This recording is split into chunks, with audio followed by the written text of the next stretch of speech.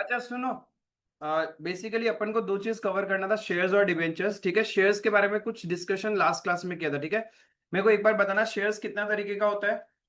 दो। शेयर्स दो तरीके का होता है बाबा। सिक्योरिटीज तीन तरीके का होता है। सिक्योरिटीज कौन सा होता है? Shares, debentures, bonds. ठीक है, शेयर्स दो तरीका होगा। कौन सा? Equity shares and preference shares. Is it clear? What is the or what we will call the original value of shares?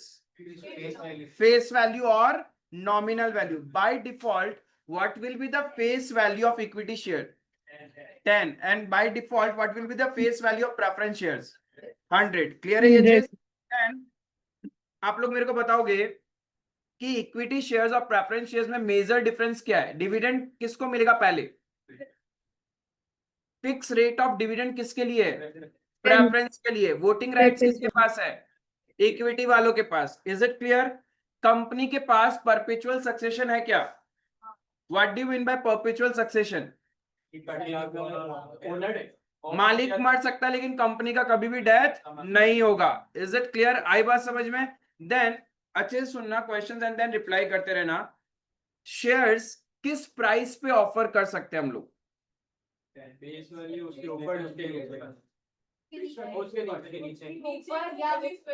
Yes, shares can be offered at par or at premium. At discount किस situation में कर सकते हैं? Sweat equity shares में discount में offer कर सकते हैं। It can be at par और at premium. Is it clear?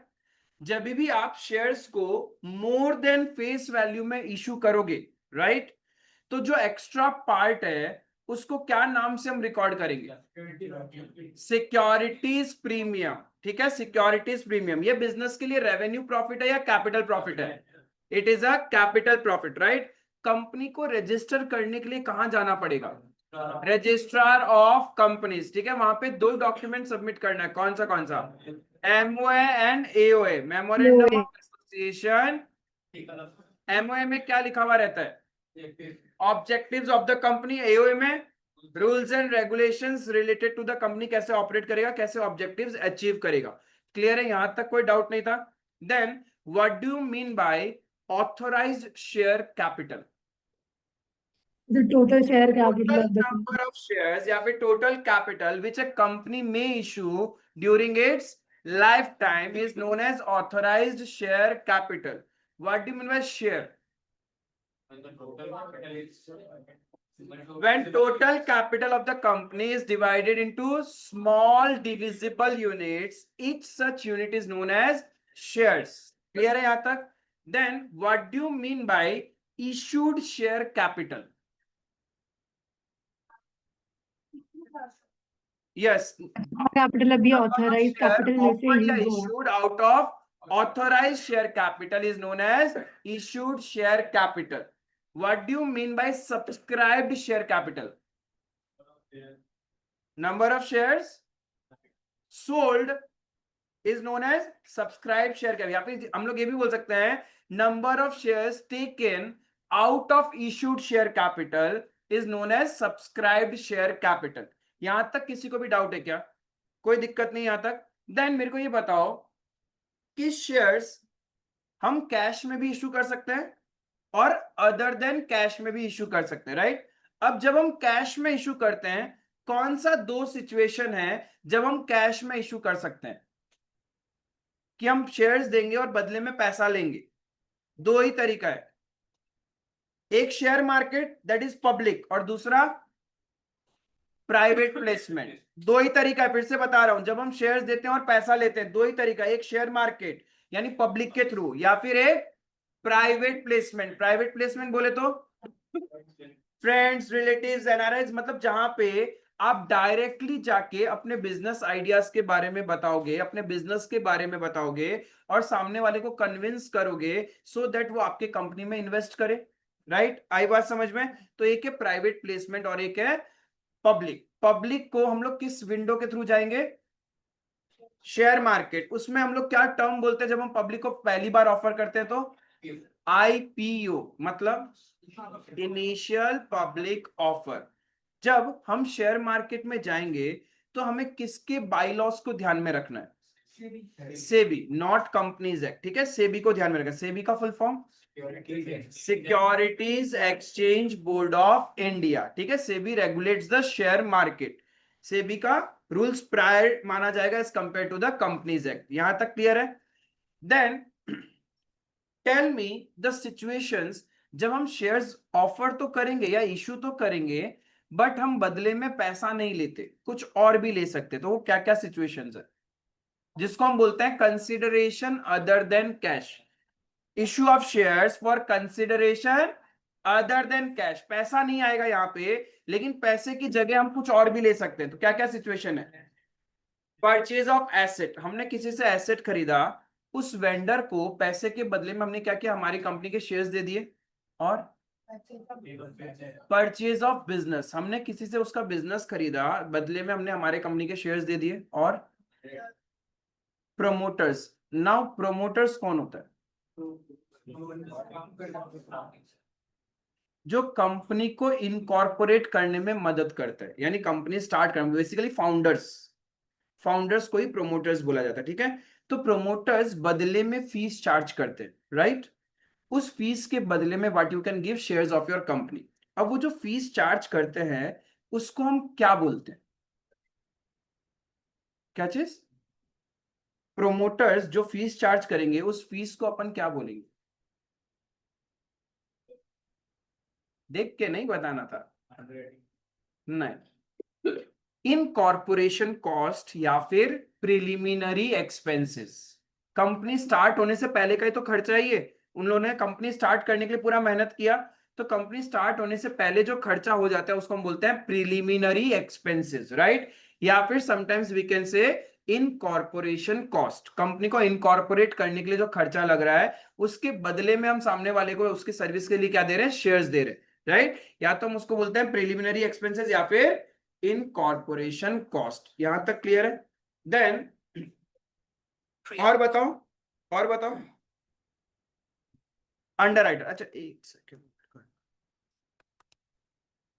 हाँ अंडर राइटर में क्या होगा? कौन होता है अंडर राइटर?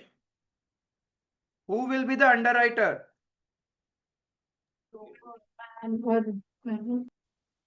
हम्म, ब्रोकर, यस। क्यों लेते हैं इस ब्रोकर को?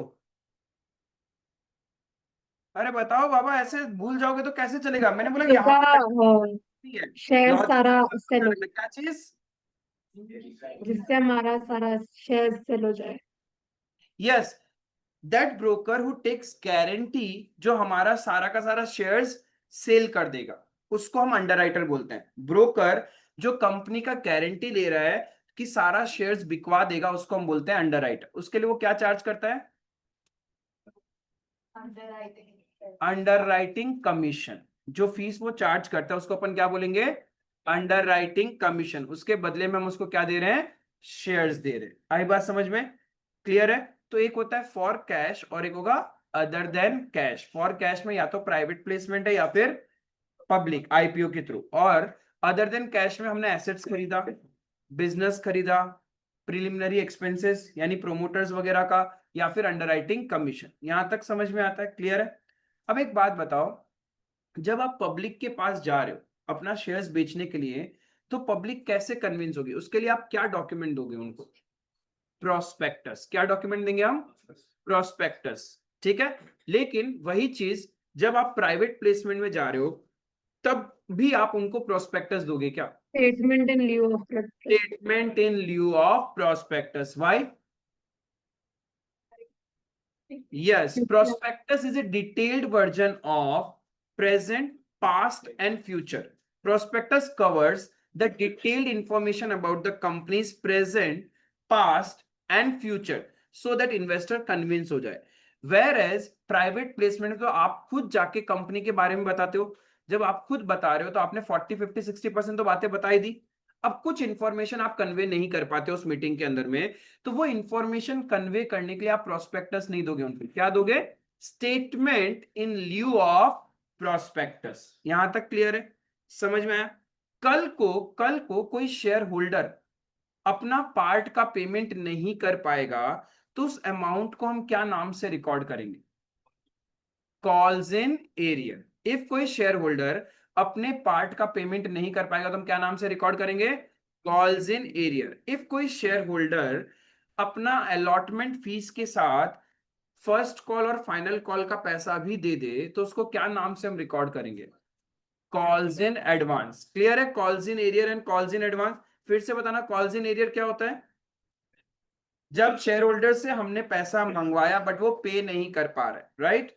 एंड कॉल्स इन एडवांस का मतलब जितना मंगवाया उतना तो दे दिया, along with that फ्यूचर का पेमेंट भी आज ही कर रहा है। That extra amount is known as calls in advance. Is it clear? What do you mean by under subscription? जितना हम ऑफर या इशू कर रहे हैं उससे कम एप्लीकेशंस आया तो उसको हम बोलते हैं under subscription. What do mean by subscription at par? ना इशू किया था उतना सारा शेयर्स एप्लीकेशंस आया। Perfect. What do mean by over subscription? जितना इशू से ज्यादा एप्लीकेशन आया। तो एक बात बताओ, जितना हम इशू या ऑफर कर रहे हैं उससे ज्यादा एप्लीकेशन आएगा तो हम कितने नंबर ऑफ शेयर्स अलॉट कर सकते हैं? जितना हम इशू कर रहे हैं उससे ज्यादा तो कर ही नहीं सकते, राइट? अब एक्सेस एप्लीकेशन जिन्होंने अप्लाई किया एक्स्ट्रा, या तो हम उनको रिजेक्ट करेंगे या हम प्रो राटा अलॉटमेंट करेंगे। या हम रिजेक्ट करते हैं, रिजेक्ट करने का मतलब उनका पैसा रिफंड कर देंगे, जितना भी एक्सेस एप्लीकेशन मनी है उनका पैसा रिफंड कर देंगे। Second situation is pro rata allotment, right? What do you mean bye pro rata allotment? Yes, excess application money will not be refunded. It will be adjusted with allotment and call money. समझ में आया?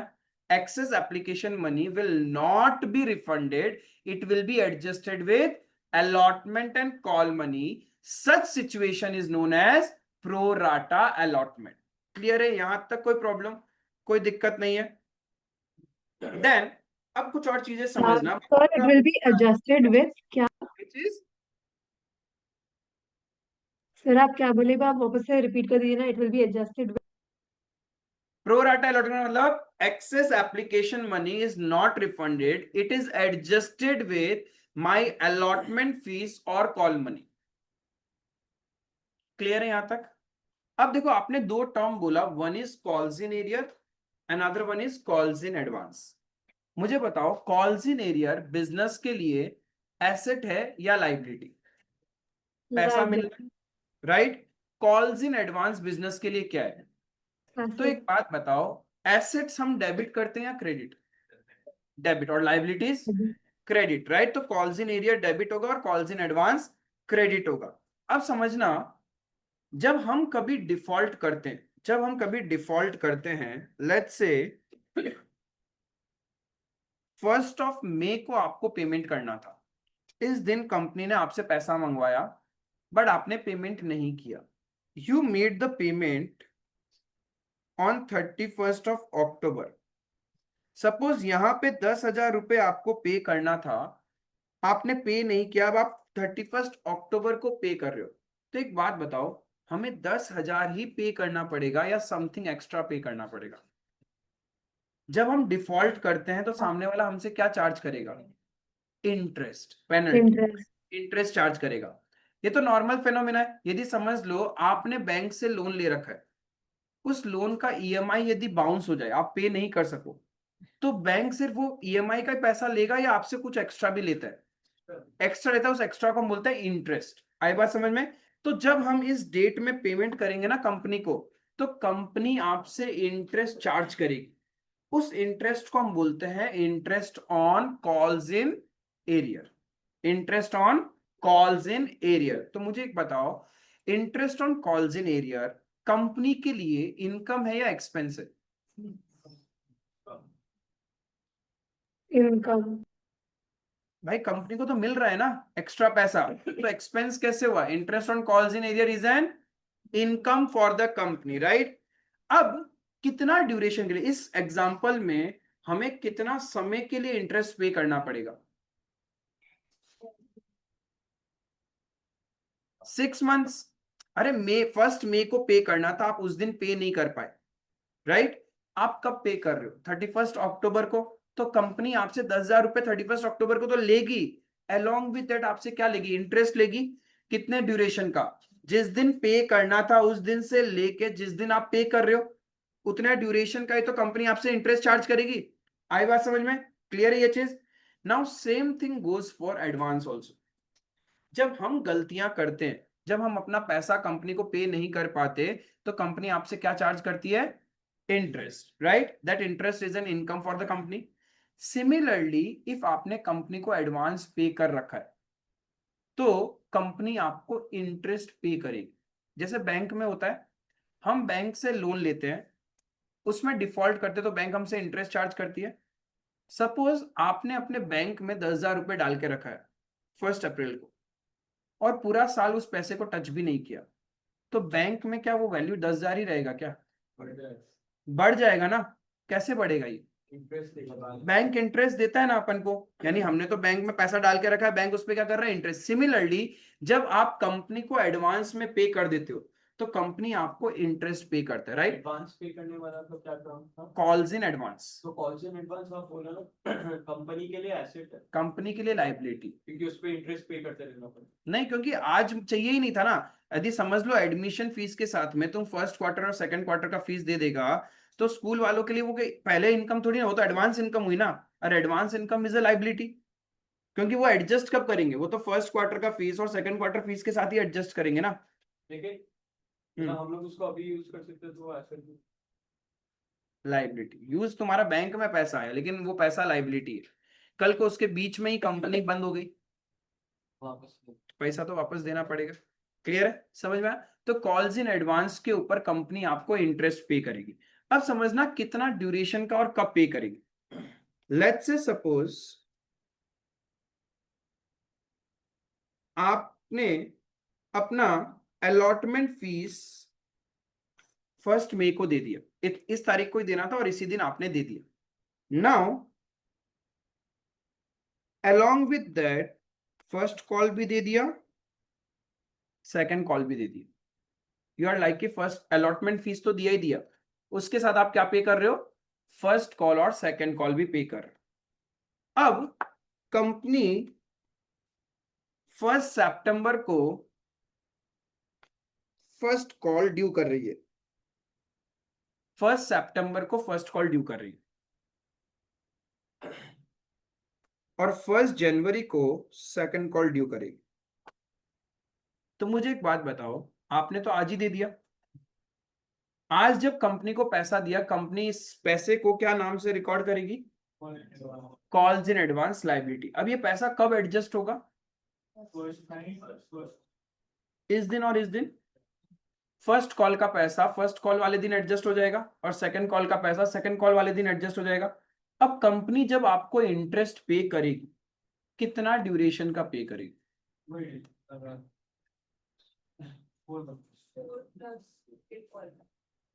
बताओ मेरे को, बताओ बताओ। 4 and 7 months for second call. देखो second call का पैसा कब मिल गया कंपनी को? 1 मई। एडजस्ट कब हो रहा है? यानी कितना टाइम के लिए आपने एडवांस दे रखा है? मई, जून, जुलाई, अगस्त, सितंबर, अक्टूबर, नवंबर, दिसंबर, यानी 8 मंथ्स तक एडवांस रहा ना। तो कंपनी इस अमाउंट पे 8 मंथ का इंटरेस्ट पे करेगी, और जो फर्स्ट कॉल है उस पे कितने मंथ्स का इंटरेस्ट पे करेगी? मई, जून, जुलाई, अगस्त। समझ में आया? क्लियर है? देखो वैसे नॉर्मली आपको जो एग्जाम में क्वेश्चंस आते हैं उसमें interest on calls in arrear, calls in advance का कैलकुलेशन नहीं पूछता, but ISC you might be asked this, ठीक है? तो आप लोग को ध्यान रखना होगा कि कैसे कैलकुलेट करते हैं, बट सीबीएसई वालों तुम लोग का नहीं पूछता कि ये कैलकुलेशन कैसे करना है। But for the sake of knowledge आपको पता होना चाहिए कि ये कैलकुलेशन ड्यूरेशन कैसे हम लोग निकालते हैं, राइट? अब ये ड्यूरेशन पार्ट समझ में आया? कॉल्स इन एरियर में एंड कॉल्स इन एडवांस में दोनों में ड्यूरेशन पार्ट समझ में आया? कॉल्स इन एरियर में हमने क्या सीखा? जिस दिन एरियर किया उस दिन से लेके जिस दिन पेमेंट करता है उतना समय का इंटरेस्ट देना पड़ेगा। और कॉल्स इन एडवांस में क्या हो रहा है? जिस दिन पैसा कंपनी को मिल गया उस दिन से लेके कंपनी जिस दिन एडजस्ट करेगी उस दिन तक का कंपनी आपको इंटरेस्ट पे करेगी। यहां तक क्लियर है? अब मेन है रेट ऑफ इंटरेस्ट, कितना परसेंटेज। भाई रेट तो पता होना पड़ेगा ना, 2%, 5%, 10%, 12%, 15%, 18, कुछ तो होगा परसेंटेज, राइट? हाँ, क्या चीज? नहीं, ऐसा कुछ नहीं है, समझना। लाइफ का एकमात्र सिचुएशन जहां पे गलती करने से कम इंटरेस्ट देंगे और एडवांस देने से ज्यादा इंटरेस्ट मिल रहा है। वरना आप देखो, जब बैंक में आपका मिनिमम बैलेंस से नीचे चला जाता है तो बैंक आपसे बहुत इंटरेस्ट चार्ज करती है, लेकिन जब आपके बैंक में पैसा पड़ा रहता है तो बैंक आपको उतना इंटरेस्ट नहीं देती है, राइट? यानी हमारे पैसे पे उतना इंटरेस्ट मिलता नहीं है, और लेकिन डिफॉल्ट करने से इंटरेस्ट ज्यादा चार्ज किया जाएगा। बट ये थोड़ा सिचुएशन उल्टा है। हमने गलती करी, उस गलती को कंपनी क्या नाम से रिकॉर्ड करेगी? Calls in arrear, calls in arrear. अब उसमें इंटरेस्ट पे करना है तो we will pay interest to the company. अब कंपनी इंटरेस्ट रेट कैसे चार्ज करेगी? As per table F of the companies act 2013। As per table F, उसमें लिख दिया गया है that maximum interest which company can charge is at the rate 10% per annum. कितना charge करेगी? As per table F of the companies act 2013, right? अब जब आप कंपनी को एडवांस देते हो, पहला बात है कंपनी एडवांस एक्सेप्ट ही नहीं कर सकता, बहुत सारा टीएनसी है उसके अंदर में, आर्टिकल में लिखा हुआ होना पड़ेगा, रिजोल्यूशंस पास करना होता है, इतना इजीली नहीं है कंपनी एडवांस एक्सेप्ट करती है। ठीक है, बट छोड़ो, वो आपके प्रैक्टिकल लाइफ सिनेरियो हो गया। But bookish point of view आपके पास क्वेश्चन में हो सकता है सिचुएशन हो कॉल्स इन एडवांस का। अब जो ये एडवांस मनी है, इस पे कंपनी हमें इंटरेस्ट देगी। अब ये इंटरेस्ट किस रेट से देगी? As per table F of the companies act 2013, उसमें लिख दिया इफ आपने कंपनी को एडवांस दे रखा है then company will pay you interest at the rate 12% per annum. Clear है? दो ही परसेंटेज बोला मैंने, एक 10% और एक 10% कहां यूज होगा? कॉल्स इन एरियर, और 12% कॉल्स इन एडवांस। कहां लिखा हुआ है? Table F of companies act 2013। क्या चीज? कौन सा? कैसे? 8, 31 मार्च को फाइनेंशियल ईयर खत्म होता है, और 1 मई को तो पेमेंट किया हमने। 1 मई से 1 जनवरी कितना समय होगा? हाँ, तो 8 मई। तो फर्स्ट कॉल तो यहीं एडजस्ट हो जाएगा, तो फर्स्ट कॉल पे सिर्फ 4 महीना का इंटरेस्ट कैलकुलेट होगा, और सेकेंड एंड फाइनल कॉल पे 8 महीना। 8। ये समझ में आया क्या? यहां तक क्लियर है? Calls in arrear, calls in advance समझ में आया? कंपनी के लिए कॉल्स इन एरियर एसेट है या liability? Calls in advance liability. Interest on calls in arrear company के लिए एक्सपेंस है या इनकम? रिदम ही नहीं है। Interest on calls in arrear company के लिए एक्सपेंस है या income? And interest on calls in advance expense. As per table F maximum rate of interest on calls in arrear and calls in advance pay. समझ में आई ये चीज? कोई दिक्कत नहीं है? फिर वो लोग का आंसर मेरे को सुनाई नहीं दिया, एक बार आप बोल देंगे लास्ट बार प्लीज? क्या चीज? हम बोल रहे हैं, उन लोग का आंसर मेरे को सुनाई नहीं दिया, एक बार आप लास्ट बार बोल दीजिए ना। कौन सा आंसर? एसेट लाइबिलिटी, इंटरेस्ट वाला एसेट लाइबिलिटी। हाँ, तो जस्ट रिवाइज ही तो कर रहे थे अपन कि कॉल्स इन एरियर एसेट होता है, कॉल्स इन एडवांस लाइबिलिटी होता है। अभी लिखाऊंगा तो समझ में आएगा। ओके। ये लिखो, राइट डाउन दिस।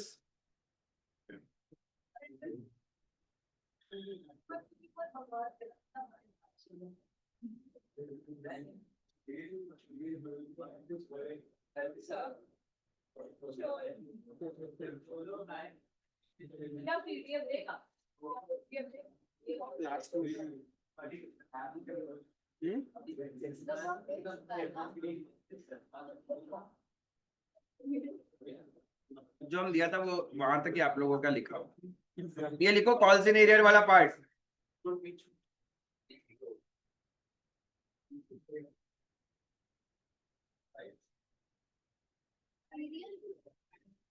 डिफॉल्ट किया ना एरियर, कि आपने अपना पैसा नहीं चुकाया। डिफॉल्ट का मतलब एरियर मतलब default.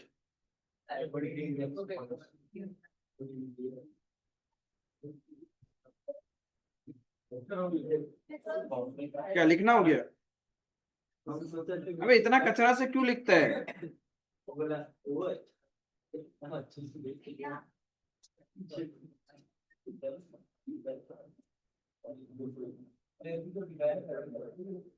Whenever any shareholder fails to pay the amount called by the company, then such unpaid money is termed as calls in arrear. Whenever any shareholder fails to pay the amount called by the company, then such unpaid money is termed as calls in arrear.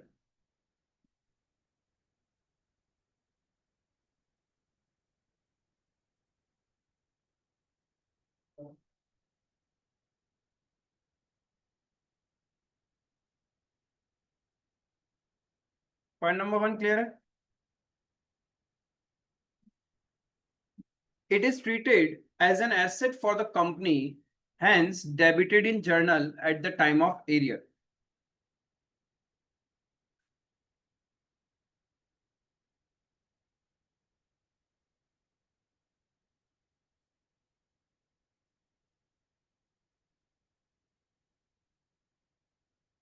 As per Table F of the Companies Act 2013, maximum interest on calls in arrear that can be charged is 10% per annum.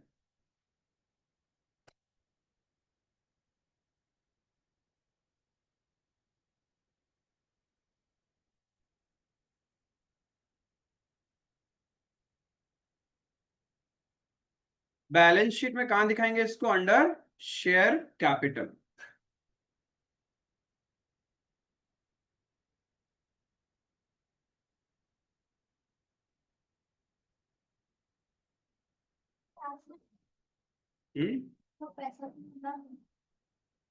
Presentation के लिए हम लोग इसको share capital में minus करके दिखाओ।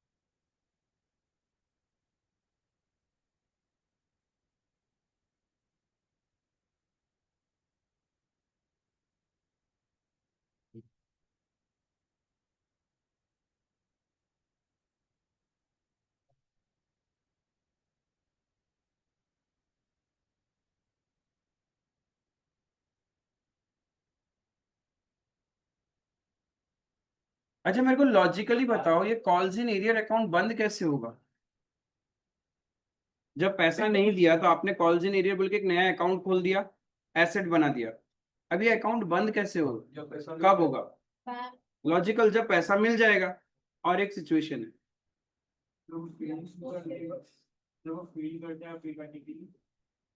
तब कैसे तभी तो कॉलेज शेयर्स रिटर्न कर देगा? सही जाते जाते कुछ उल्टा पुल्टा आंसर बोल दिया मुझसे। हाँ, तो उसके लिए टर्म क्या था? टर्म क्या था? कैसे बंद होगा कॉल्स इन एरियर? किसी एक ने बोला कि जब वो अपना पैसा चुका देगा तो अकाउंट बंद हो जाएगा। ठीक है, परफेक्ट। और एक सिचुएशन, जब कंपनी उसको अपने शेयर होल्डर लिस्ट से हटा दे, फॉरफिट कर देगा, रिटर्न थोड़ी करता है कंपनी। ठीक है ना? मैंने बोला सही जाते जाते कुछ भी बोल दिया मुंह से। जब कंपनी उस शेयर होल्डर का शेयर फॉरफिट कर लेगा, जब शेयर होल्डर का शेयर ही फॉरफिट कर दिया, अब क्या ही उम्मीद कि उससे पैसा मिलेगा? तब ये अकाउंट अपन बंद कर देंगे, वो कंपनी के पॉकेट में रहेगा। दिया था ना एग्जांपल कि यदि कोई स्टूडेंट मेरे को 2 पार्ट दे दिया फिर आगे नहीं दिया, तब निकाल दूंगा थोड़ी ना मैं उसको, बाकी वो पैसा रिफंड कर दूंगा। सौरभ लिख रहा था। कहाँ लिख रहा था, इतना स्लो का है?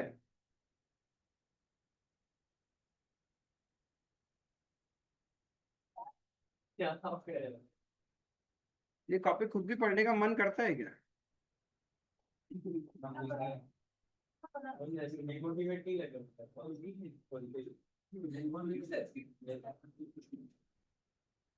लिख पाया उसके बाद मोटिवेट होता है, तभी तो डिमोटिवेट नहीं होता। हम ये सोचते हैं अपना कॉपी ऐसे प्रेजेंट करता है, जब ये बिजनेस में घुसेगा ज्वेलरी कैसे प्रेजेंट करेगा, ये क्या क्या बनाएगा, इसका डिजाइन क्या होगा? लगेगा ना बड़ा सेट है, ये चीटा मार देगा, ये लो नहीं लगता है। ज्वेलरी चाहिए, लो चीटा का ज्वेलरी।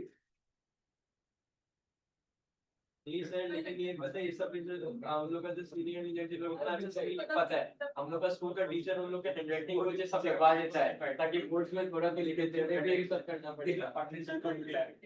ये क्लियर है क्या बाबा यहाँ तक? ये हैंडराइटिंग को करना पड़ेगा।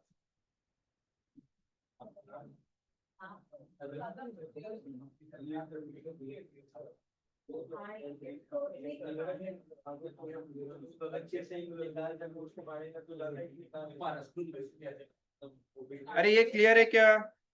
नीचे डिवाइडेड बाय 12 या फिर 365। इफ मंथ्स में हुआ तो डिवाइडेड बाय 12 करेंगे, और डेज में हुआ तो 365। Calls in arrear account is closed only when amount of arrear is received or shares are forfeited.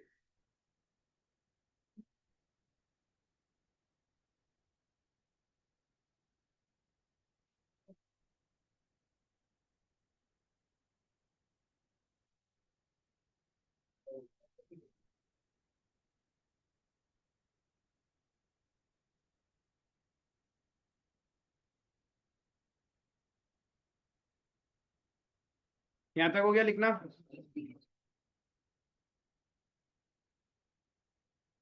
ये हो गया ना यहां तक? नहीं टाइम हो गया।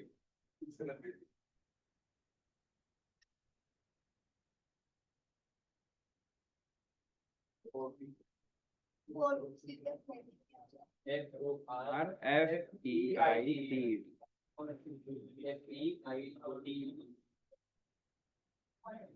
Calls in advance.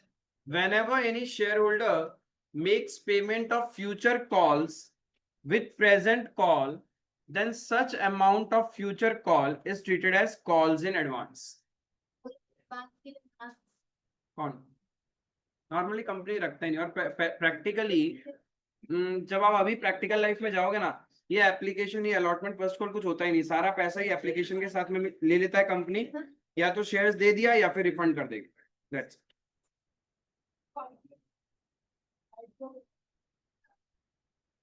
तो फिर हम लोग ये क्यों पढ़ रहे हैं? क्यों पढ़ रहा है? Ask the education minister. आज ट्विटर में, एक्स में थोड़ा सा लिखना, उनको टैग करना, प्लस इंस्टाग्राम में भी टैग करना, सब जगह कर देना कि लॉजिकली जब ये है होता ही नहीं है, हम लोग को सिखाया क्यों जा रहा है। अच्छा प्रैक्टिकल में नहीं होता।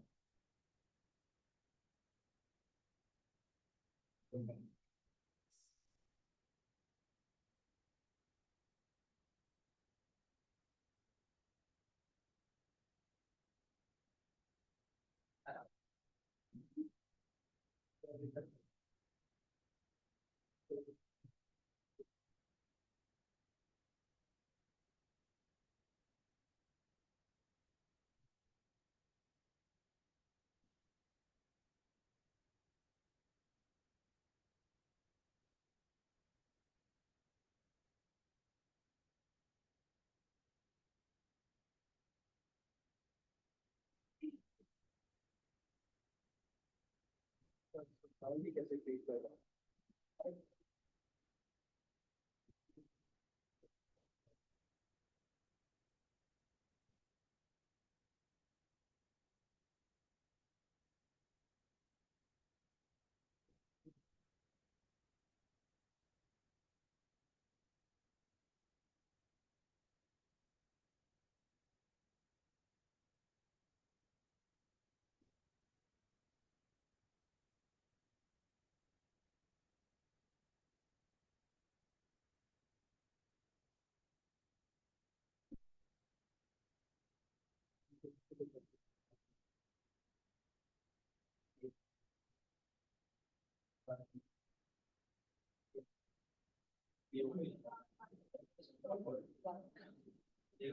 वो मिला था ना फैसले लिखे को जो वो दिया था एजुकेशन मिनिस्टर दिया था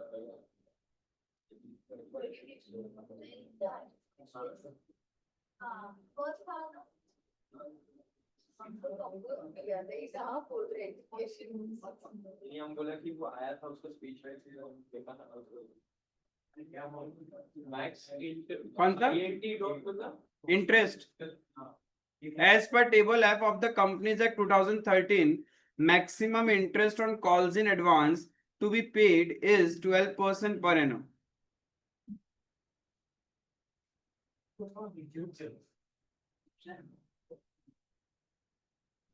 सर एक बार आप ऊपर करो ना।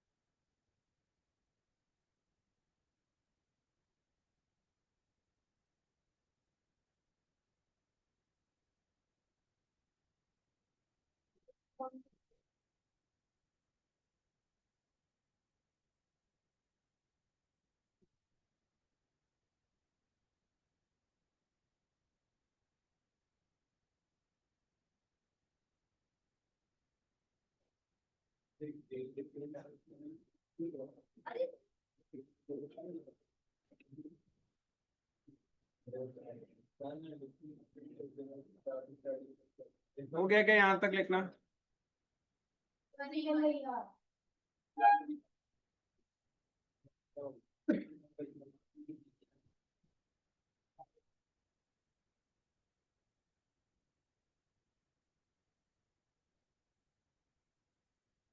अरे सर यहाँ पर नहीं आता है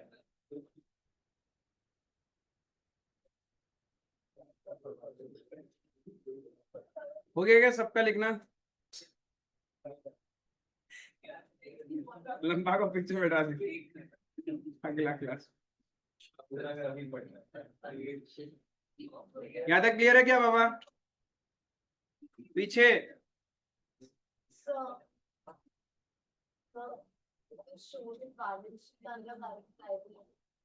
करंट लायबिलिटी में अदर करंट लायबिलिटी तुम लोग तो पढ़े हुए बैलेंस शीट का प्रोफार्मा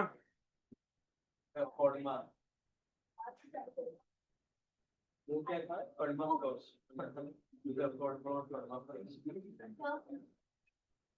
ऑनलाइन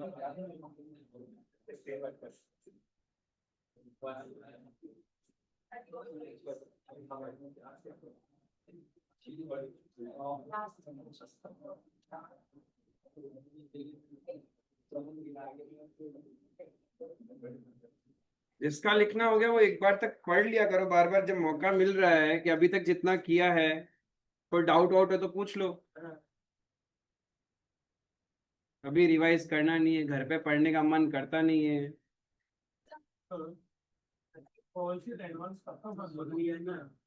कब बंद होगा? जब कॉल्स ड्यू करोगे उस दिन बंद हो जाएगा ये अकाउंट। अलग से कैसे बंद करूंगा? यदि मैंने एडमिशन के साथ फर्स्ट क्वार्टर का फीस दिया है, तो जब फर्स्ट क्वार्टर का डेट आएगा उसी दिन तो मेरा पैसा एडजस्ट होगा ना, तब तक कंपनी के लिए वो लाइबिलिटी है। यहाँ तक क्लियर है बाबा?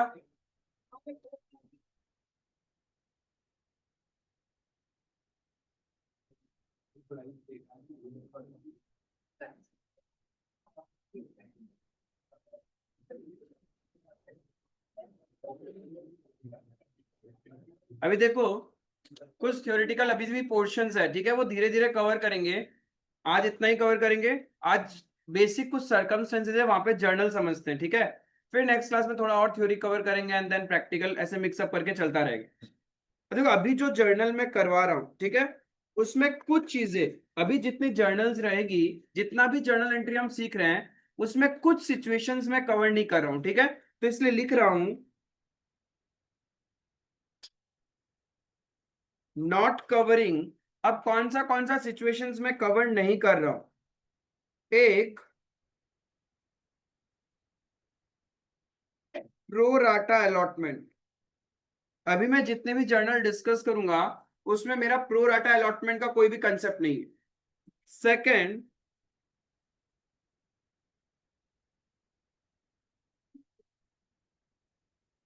Forfeiture. Third, reissue of forfeited shares. बस मैं इन तीन सिचुएशंस को कवर नहीं कर रहा, बाकी जितने भी सिचुएशंस है एक शेयर्स के चैप्टर में बन सकता है, वो सारा अपन कवर करेंगे। Under subscription, over subscription, subscription at par, premium में इश्यू करना, ठीक है, each and everything, calls in arrear, calls in advance, everything cover करेंगे। बस ये तीन सिचुएशंस कवर नहीं कर रहा मैं, pro rata allotment, forfeiture and re issue. इसको जब अपन टच करेंगे अलग से टच करेंगे। आज जितना जर्नल सीखेंगे उसके ऊपर बेसिक क्वेश्चंस हो जाएगा मेरा, ठीक है। फिर जब हायर वर्जन पे जाना होगा तब मेरे को ये तीनों चीजें सीखनी पड़ेगी, वो भी टुकड़ों में सीखेंगे अपन, ठीक है। अब मुझे एक बार बता दो आप लोग, लास्ट क्लास में हमने लास्ट में समझा था कि शेयर्स कंपनी जो इशू करती है, ठीक है, तो क्या क्या स्टेप्स होता है। सबसे पहले एप्लीकेशन मनी रिसीव होगा कंपनी को, उसके बाद कंपनी शेयर्स अलॉट करती है, या तो शेयर्स अलॉट करेगी या फिर पैसा रिफंड कर देगी। जिन लोगों ने कंपनी में अप्लाई किया, अरे बाबा अच्छे से सुनो, जिन लोगों ने कंपनी में अप्लाई किया, या तो कंपनी नेक्स्ट स्टेप में क्या करेगी, उनका पैसा रिफंड कर देगी या फिर उनको शेयर्स दे देगी, right. Third step, allotment money due करेगी, अलॉटमेंट फीस ड्यू करेगी, right. Fourth step, allotment money receive करेगी। Fifth step, first call due करेगी। सिक्स, फर्स्ट कॉल रिसीव करेगी company. Seven, second and final call due करेगी and second and final call receive करेगी, right. This the normal situation, ठीक है, इसमें बहुत सारी चीजें कवर्ड नहीं है। फिर से बताना, पहला स्टेप में क्या होगा, लोग कंपनी में अप्लाई करेंगे, राइट। तो एक बात बताओ, जब कंपनी में, यानी कंपनी सबसे पहले क्या करेगी, एडवर्टाइजमेंट करेगी, प्रोस्पेक्टस इशू कर देगी, राइट, कि कंपनी बताएगी हम अपने इतने नंबर ऑफ शेयर्स इशू कर रहे हैं एट दिस मच प्राइस, ठीक है। अब ये प्राइस को कैसे कैसे पे करना है वो भी कंपनी डिस्क्लोज कर देगी, कि कंपनी शेयर होल्डर से एप्लीकेशन में एक्स अमाउंट लेगी, अलॉटमेंट के टाइम इतना पैसा लेगी, फर्स्ट कॉल के साथ इतना पैसा लेगी और सेकेंड एंड फाइनल कॉल में इतना पैसा लेगी। ये सारा बाइफिकेशन सब कुछ कंपनी ने बता दिया, बट मेरा अकाउंटिंग का काम चालू नहीं हुआ, बिकॉज ये सब इंफॉर्मेशन है। अकाउंटिंग करने के लिए हमें ट्रांजेक्शन चाहिए। अब लोग क्या करेंगे, कंपनी में अप्लाई करेंगे। Let's say suppose mister A ने कंपनी में अप्लाई किया, तो कंपनी के पास पैसा आ रहा है। अब मिस्टर ए ने जो ये पैसा दिया है, कहना इससे मिस्टर ए ने जो ये पैसा दिया, mister A is a creditor for the company, क्योंकि बदले में कंपनी को क्या करना है, या तो शेयर्स देना है उसको या फिर उसका पैसा रिफंड करना है। तो बताओ, मिस्टर ए जब कंपनी में अप्लाई कर रहा है तो कंपनी को एप्लीकेशन मनी दिया होगा उसने, तो कंपनी को क्या लॉजिकली एंट्री करना चाहिए, कंपनी के बैंक में पैसा आ रहा है, तो कंपनी क्या एंट्री करेगा? Bank account debit, right, to A's application. A ने दिया तो ए का नाम क्रेडिट करेगी ना, टू एज एप्लीकेशन। अब नेक्स्ट सपोज ए को कंपनी शेयर्स देगी या तो नहीं देगी, तो देगी तो एज एप्लीकेशन डेबिट हो जाएगा और कुछ क्रेडिट करेंगे, और पैसा रिटर्न करेंगे तो क्या होगा? As application debit to bank, वापस रिटर्न हो जाएगा। समझ में आया? ये तो ए का कारण है। अब बी ने भी अप्लाई किया तो कंपनी क्या एंट्री करेगी? Bank account debit to B's application. ऐसे सी ने अप्लाई किया bank account debit to C's application. फिर डी ने अप्लाई किया, ई ने अप्लाई किया, राम श्याम घनश्याम मोहन, लाखों करोड़ों एप्लीकेंट्स होते हैं। यदि कंपनी इन सबका नाम ऐसे लिखती रही तो जर्नल एंट्री आपको नहीं लगता कितना बड़ा बनेगा? एंड लॉजिकल पॉसिबल भी नहीं होगा, बहुत गंदा सा दिखेगा अकाउंट्स हमारा। तो कंपनी अब क्या करेगी? ये जितने भी लोग हैं जो लोग अप्लाई कर रहे हैं, कंपनी इनको एक कैटेगराइज कर देगी, एक कॉमन नाम दे देगी सबको, राइट? जैसे कंपनी लिख रही थी A's application, B's application, C's application, D's application, E's application, Ram's application, Shyam's application, Hiral's application, Mohan's application, ऐसे करते करते अलग अलग नाम लिख रही थी, राइट? मजा नहीं आ रहा था। बेटर है इन सबको एक कैटेगराइज कर दो। अब इन लोग क्या चीज का लिए पैसा दे रहे हैं, इनको बदले में क्या चाहिए? तो कंपनी इन सबको एक कैटेगरी में डाल देगी और उनका नाम रख देगी शेयर एप्लीकेशन। समझ आया क्या नाम देगी अब इन लोगों को? यानी basically can I say this share application account represents all the applicants. Share application account represents all the applicants. यदि मैं अप्लाई करूंगा company rather than preferring bank account debit to Arun's application, company क्या करेगा?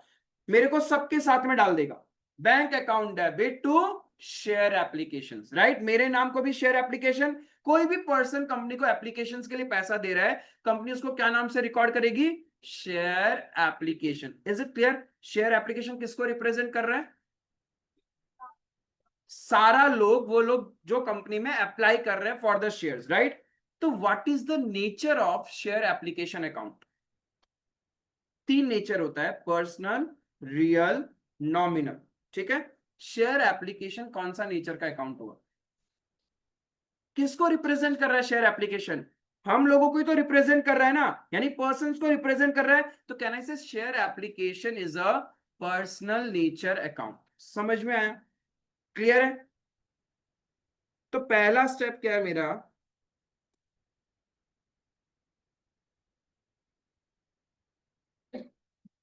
when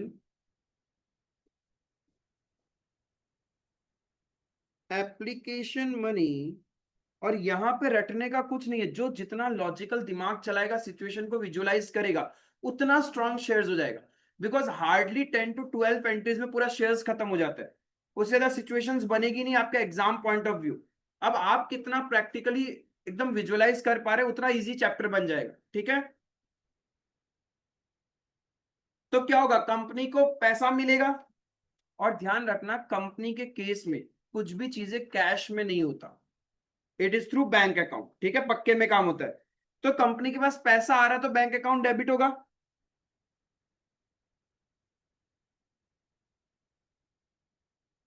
अब जो लोग पैसा दे रहे हैं उनका नाम कंपनी क्रेडिट कर देगा। क्यों? क्योंकि these are the creditor for the company, क्योंकि लाइबिलिटी है भाई, या तो इनको शेयर्स देना है या फिर इनका पैसा रिटर्न करना है, दो में से एक काम तो करना ही पड़ेगा। तो कंपनी क्या सबके नाम लिखेगा? क्या कैटेगराइज कर दिया, उस कैटेगरी का नाम क्या है? Share application. अब यहां पे ध्यान रखना, इफ क्वेश्चन में बोल दिया इक्विटी शेयर है तो वो किसके लिए अप्लाई कर रहा है? Equity share application. और बोल दिया प्रेफरेंस शेयर है तो वो किसके लिए अप्लाई कर रहा है? Preference share application. कुछ बताया ही नहीं इक्विटी या प्रेफरेंस, तो आप सिर्फ शेयर एप्लीकेशन लिखेगा चलेगा। बाय डिफॉल्ट जब क्वेश्चन कुछ नहीं बताता, it is always equity. By default जब क्वेश्चन कभी कुछ नहीं बताएगा, इट विल ऑलवेज इक्विटी। तो आप चाहो तो इक्विटी शेयर एप्लीकेशन लिख सकते हो, और आप चाहो तो नॉर्मल शेयर एप्लीकेशन भी लिख सकते हो, मार्क्स नहीं कटेगी। क्लियर है? हाँ, हो सकता है, क्यों नहीं हो सकता? इक्विटी और प्रेफरेंस एक साथ में भी कंपनी इश्यू कर सकती है, हो सकता है। फिर दोनों अलग अलग लिखेंगे, equity share application, preference share application. समझ में आएगा पहला एंट्री? तो यहाँ पे हम क्या क्रेडिट करेंगे?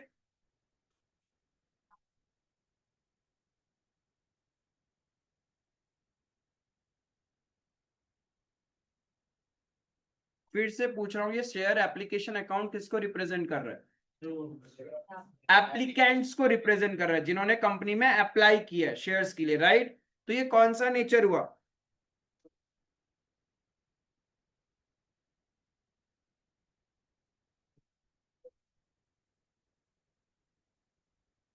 क्लियर है?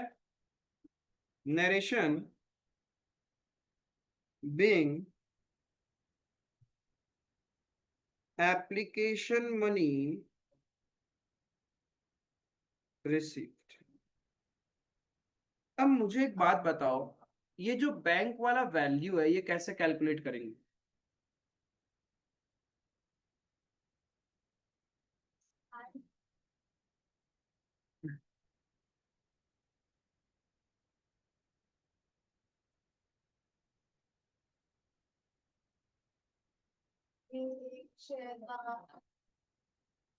अब एग्जाम के क्वेश्चंस में थोड़ी ना इतने सारे एप्लीकेंट के नाम दिए हुए रहेंगे, तो एक साथ ही दिया हुआ रहेगा।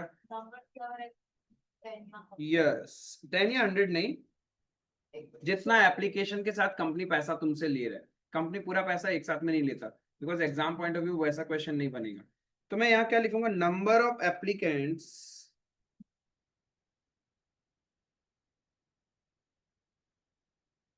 इनटू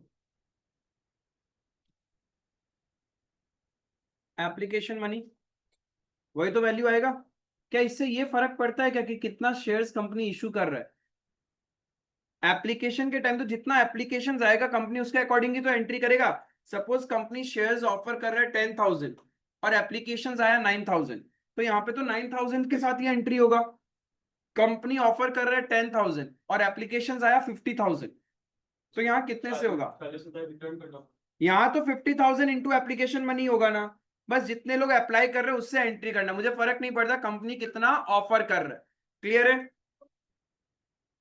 बाबू? यहाँ एडवांस हो ही नहीं सकता, वो प्रोराटा है, ठीक है, वो सिचुएशन एक्सेस एप्लीकेशन मनी, यहाँ एडवांस नहीं आएगा, वो प्रोराटा सिचुएशन में आएगा। ये बेसिक सिचुएशन और यही एंट्री होता है पहला एंट्री, इससे ज्यादा पहला एंट्री हो ही नहीं सकता हर टाइप के क्वेश्चन में। ये क्लियर है? सेकंड स्टेप में कंपनी क्या कर, हाँ, to equity share application to preference share application. पहला स्टेप क्लियर है। नेक्स्ट स्टेप में कंपनी क्या करेगी? शेयर्स अलॉट करेगी। अब ये जो लोग हैं जिनसे कंपनी के पास पैसा आ रखा है, इन लोगों को या तो शेयर्स देना है या फिर इनका पैसा रिटर्न करना है। ये दो ही सिचुएशन है, आई बात समझ में? तो जब इन लोगों से पैसा मिला था तो कंपनी ने इनको क्रेडिटर बोला था। अब हम क्रेडिटर को बदले में या तो शेयर्स देंगे या फिर बदले में इनका रिफंड करेंगे। तो क्रेडिटर का मनी जब रिटर्न कर रहे हो तो एंट्री क्या होना चाहिए? Creditor account debit to bank, और यहाँ क्रेडिटर का नाम हमने क्या रखा? Share application. तो मेरा नेक्स्ट एंट्री होता है अलॉटमेंट करने का, तो उसको हम लिखते हैं सेकंड होता है एप्लीकेशन मनी ट्रांसफर।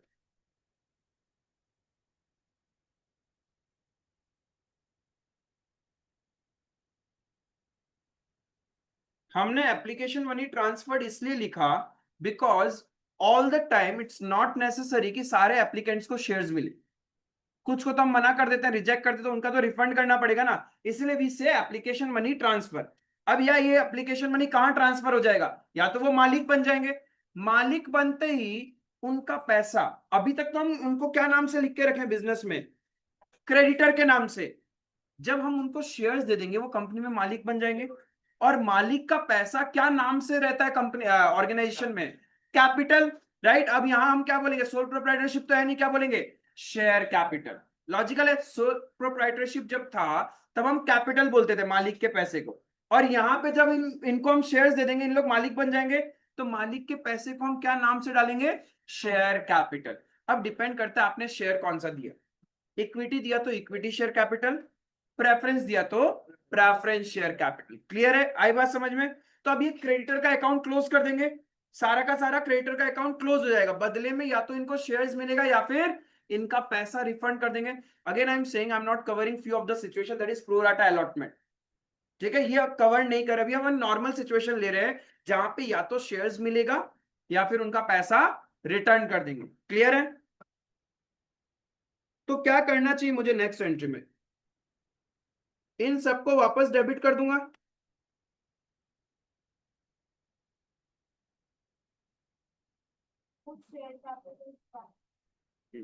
और एक चीज आ सकता है, वही कवर कर। ये समझ में आया? ये क्रेडिटर थे, इनको अब हम डेबिट कर रहे हैं। अब बदले में या तो हम शेयर्स देंगे या फिर पैसा रिटर्न करेंगे। सपोज हम शेयर्स दे रहे हैं, तो इफ आप शेयर्स दे रहे हो तो आपको चेक करना पड़ेगा कि एप्लीकेशन फीस जो आपने लिया है उसमें फेस वैल्यू पोर्शन कितना है और आपका प्रीमियम पोर्शन कितना है। क्योंकि हमें प्रॉफिट भी, हम we can issue shares at premium, we can issue shares at premium. तो वो एक्स्ट्रा अमाउंट यदि हमने फेस वैल्यू के साथ लिया है, तो क्या वो एक्स्ट्रा अमाउंट से आप मालिक बनोगे? क्या कंपनी में एक शेयर होल्डर किस वैल्यू से मालिक बनता है? फेस वैल्यू से। वो जो उससे एक्स्ट्रा लिया है वो किस अकाउंट में डालते हैं हम? Securities premium. इट्स अलग डिफरेंट कैपिटल प्रॉफिट अकाउंट है। तो यहाँ पे अपन को चेक करना पड़ेगा, जितना शेयर्स हमने दे दिया, जितना शेयर्स हमने अलॉट कर दिया, उसका फेस वैल्यू पोर्शन से वो मालिक बनेंगे। और मालिक का पैसा क्या नाम से लिखेंगे हम? Share capital. और जो एक्स्ट्रा पैसा है वो कहां जाएगा? सिक्योरिटीज प्रीमियम अकाउंट में, right? This is the utmost situation which I am covering. जरूरी नहीं है क्वेश्चन में प्रीमियम हो एप्लीकेशन के साथ में। This is the maximum situation जो एक क्वेश्चन में हो सकता है, राइट? और फिर क्या होगा? कुछ लोगों को हम मना कर रहे हैं, शेयर्स नहीं दे रहे, तो क्या करेंगे? रिटर्न करना पड़ेगा। कितना पैसा रिटर्न करेंगे? जितना एप्लीकेशन में लिया उतना, या जितना एप्लीकेशन में फेस वैल्यू पोर्शन है उतना, या जितना एप्लीकेशन में प्रॉफिट पोर्शन है उतना? जितना लिया उतना पूरा रिटर्न करना पड़ेगा। कैलकुलेशन मत करना कि प्रॉफिट पार्ट तो रिटर्न नहीं करेंगे, सिर्फ फेस वैल्यू रिटर्न करेंगे, ऐसा नहीं होता है। जितना आप एप्लीकेशन के साथ देते हो पूरा एग्जैक्ट अमाउंट आपको रिटर्न मिल जाएगा। क्लियर है? तो रिटर्न मिलेगा तो क्या क्रेडिट होगा? एक्स्ट्रा अमाउंट जो आप फेस वैल्यू के ऊपर जो ले रहे हो। समझ में आया? This is the second entry. यहां पे मैंने प्रो राटा सिचुएशन कवर नहीं किया है, ठीक है? जब आप रिवाइज करोगे तो कंफ्यूज मत होना कि भाई ये राम, हमने तो क्वेश्चन में कुछ और भी पढ़ा था और क्रेडिट होता है, वो बाद में कवर करेंगे। बीइंग एप्लीकेशन मनी ट्रांसफर, हाँ नहीं, कॉल्स इन एडवांस में दे सकता है इफ वहां तक हो रहा है। जनरली क्या होता है, प्रो राटा में पैसा सिर्फ अलॉटमेंट तक ही रहता है एडजस्ट। बहुत बहुत वाहियात क्वेश्चन कोई बना देना कि कॉल्स इन एडवांस तक भी लेके जा रहा है तो वो गलत है। बट लॉजिकली सिचुएशंस होता ही नहीं है, क्योंकि कभी कभी तो क्वेश्चन सामने से बोल देता है कि एक्सेस एप्लीकेशन मनी सिर्फ अलॉटमेंट तक का ही रखोगे आप, बाकी तुरंत रिटर्न कर दो। हाँ, प्रो राटा में हाँ होता ही नहीं है, प्रैक्टिकली तो होता ही नहीं है। Exam point of view question बना तो उस पर फिर इंटरेस्ट वाला पॉइंट नहीं डालते हैं, डालते नहीं है। नॉर्मली डालेंगे तो फिर अपन कैलकुलेट करेंगे, जनरली डालते नहीं है, बट उसमें भी होगा इंटरेस्ट। अब यहां पे देखो कैलकुलेशन पार्ट, यहां पे क्या होगा?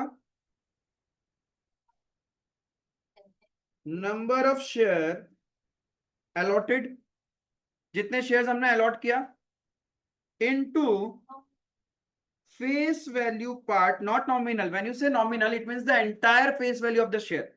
और हम पूरा 100% फेस वैल्यू विद एप्लीकेशन नहीं ले रहे, सिर्फ एप्लीकेशन के साथ जो फेस वैल्यू का पोर्शन लिया है वही कैपिटल में जाएगा, क्योंकि बाकी पैसा तो आगे कॉल करोगे ना तुम। अरे होता क्या, देखो ऐसे बस बता रहा हूं, सपोज फेस वैल्यू है 10 रुपए, ठीक है? ऐसे ही बता रहा हूं, ये लिखना नहीं है आपको। इश्यू प्राइस है 20 रुपए, मतलब 10 रुपए का शेयर मैं कितने में ऑफर कर रहा हूं?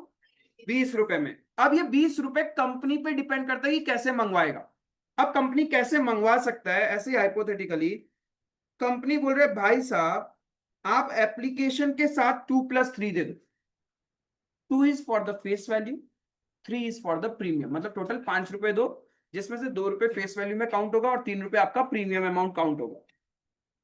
देन कंपनी सेज अलॉटमेंट के साथ 4+6 दे दो, 4 रुपए फॉर फेस वैल्यू, 6 रुपए for the premium.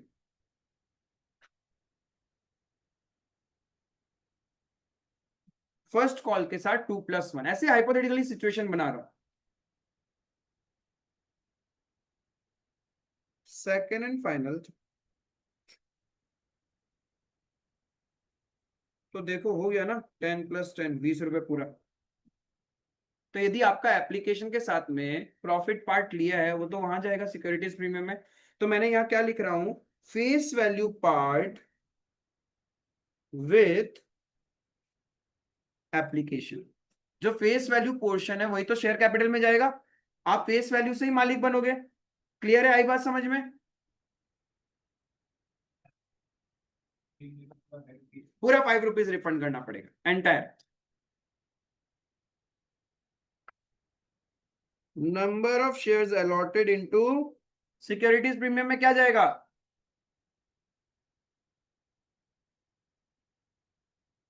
Application money. ए भाई 5 रुपए लिए टोटल, उसमें से 2 रुपए कैपिटल में डाल दिया तो सिक्योरिटीज प्रीमियम में क्या जाएगा? 3 रुपए ही तो जाएगा। अरे यदि आप एक एप्लीकेशन पे ये रुपए ले रहे हो, रिफंड करेंगे तो 5 रुपए पूरा रिफंड करना पड़ेगा।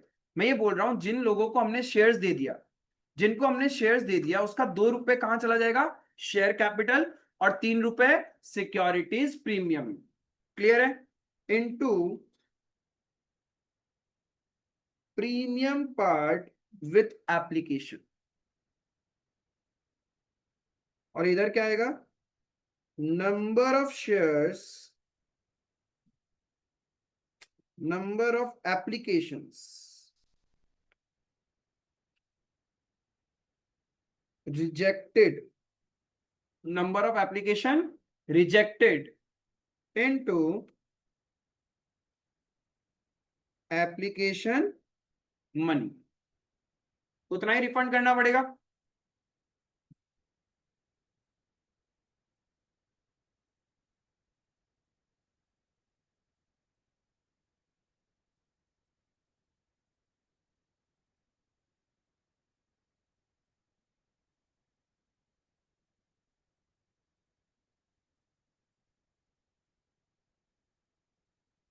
सर ये सिक्योरिटी प्रीमियम कंपनी के लिए प्रॉफिट है या इनकम है? Profit, it's a profit, it's a different type of reserve only. एक तरह से कंपनी का ये कैपिटल प्रॉफिट है जिसको डायरेक्टली कंपनी एक सेपरेट रिजर्व अकाउंट में डाल रही है। उस रिजर्व अकाउंट को हम बोलते हैं securities premium.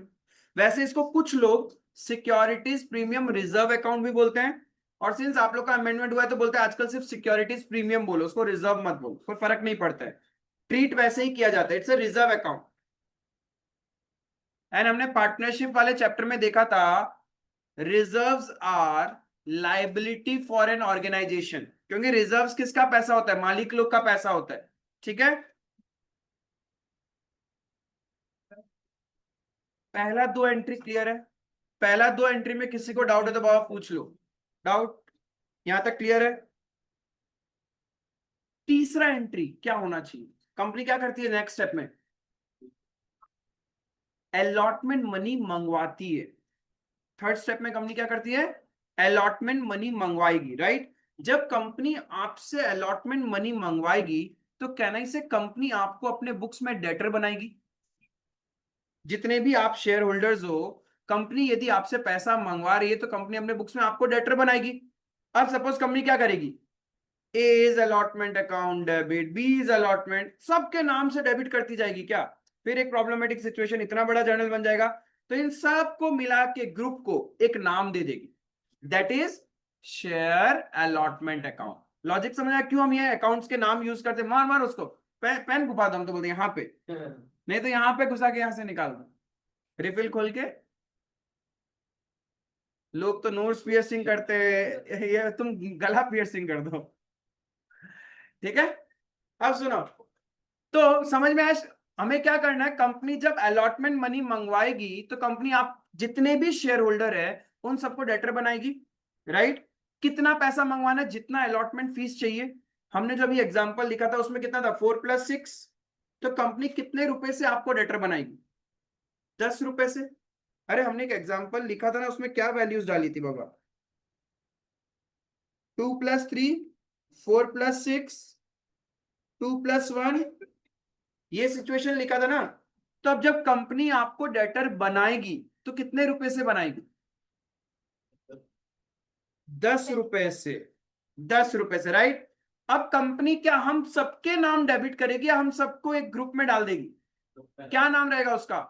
Share allotment account. ठीक है, शेयर अलॉटमेंट अकाउंट। तो मंगवाएगी तो कंपनी अपने को डेटर बनाएगी।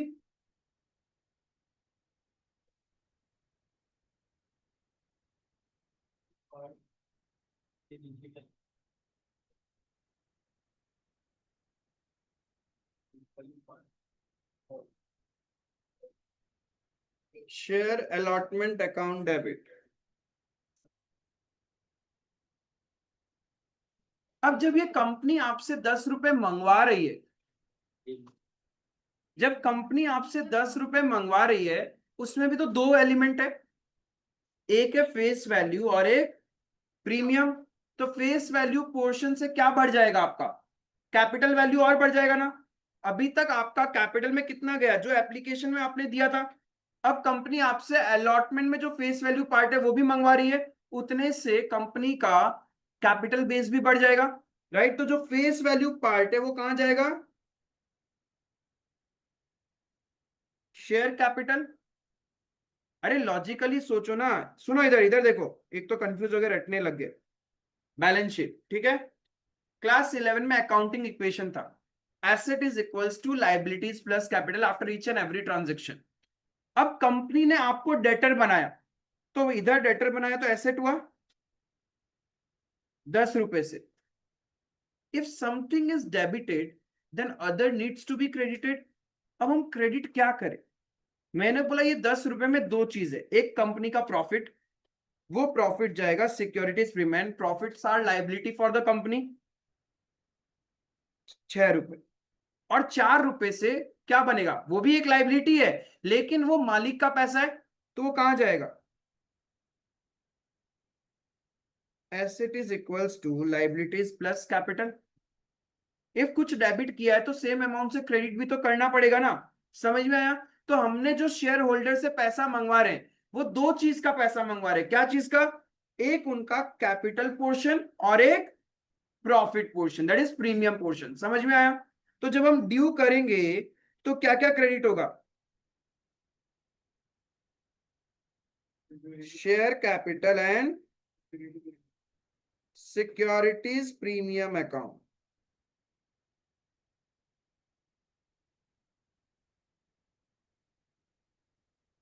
समझ में आएगा ये?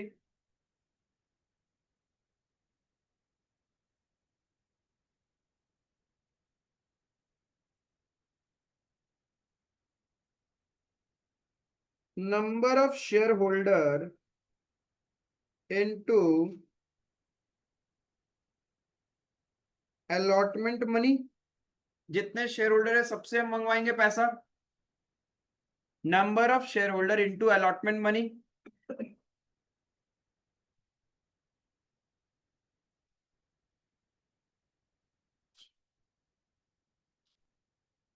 Number of share holder into face value part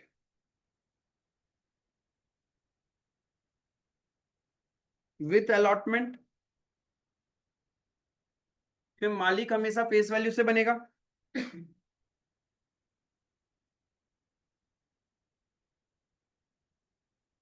number of share holder into premium part with allotment.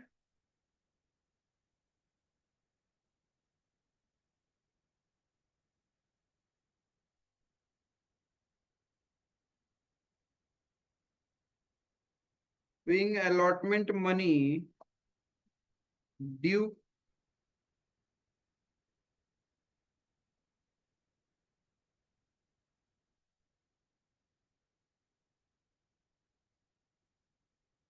वो तीसरा का सिचुएशन नहीं लिखा ना।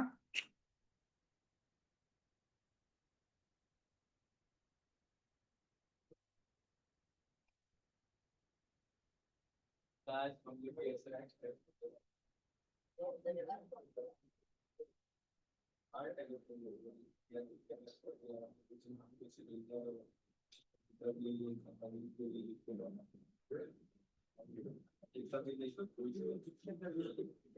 When allotment money is due. अब कुछ का तो क्वेश्चन आ जाए भैया, यदि अलॉटमेंट के साथ प्रीमियम नहीं होता तो प्रीमियम नहीं लिखेगा। कुछ लोग रट्टू तोता होते हैं, वो क्या करेंगे, जर्नल रट लेंगे और फिर क्या करेंगे, एग्जाम में पूरा एज इट इज लिख के आएंगे ये एंट्री, और जहां प्रीमियम नहीं है वहां डैश मार के आ जाएंगे और आपका मार्क्स कट जाएगा। अरे भाई, जब चीज है ही नहीं उसको जर्नल एंट्री में नहीं लिखना, उसको चेकर को समझ में आता है कि आप रट के आए। क्लियर है? इफ हमारे पास प्रीमियम वाला पार्ट नहीं रहेगा तो हम सिक्योरिटीज प्रीमियम का यूज भी नहीं करेंगे। क्लियर है ये चीज? ये ध्यान रखना, थोड़ा सा ब्लंडर मत करना। पहला 3 एंट्री क्लियर है क्या? सबसे पहले क्या किया हमने, एप्लीकेशन रिसीव का एंट्री किया। नंबर 2, एप्लीकेशन ट्रांसफर एंट्री किया। नंबर 3, अलॉटमेंट ड्यू किया। ठीक है, अब क्या करेंगे, रिसीव करेंगे।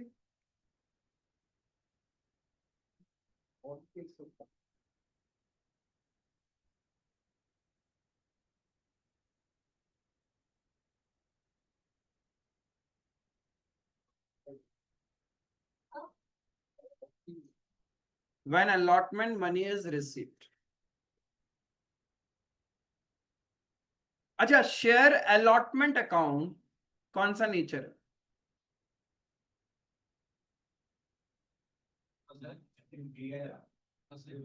शेयर अलॉटमेंट अकाउंट कौन सा नेचर है?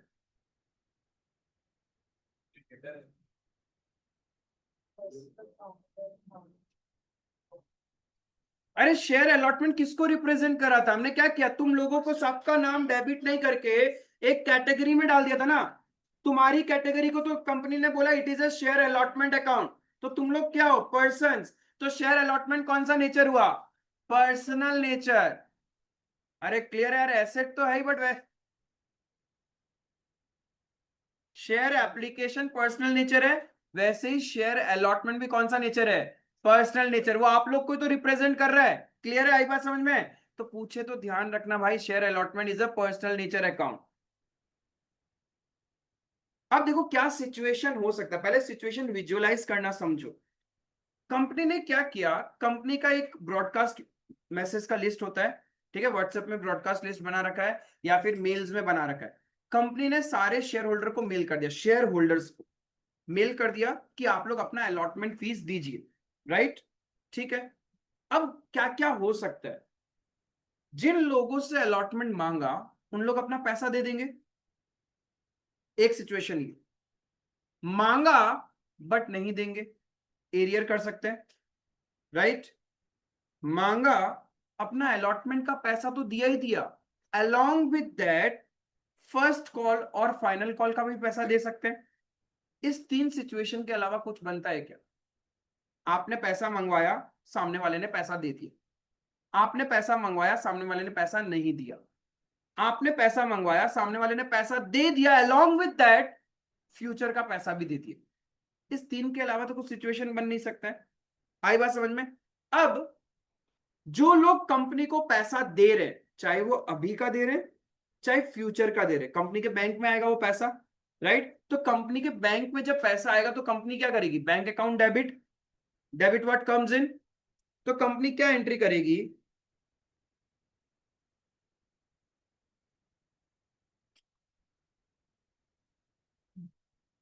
Bank account debit.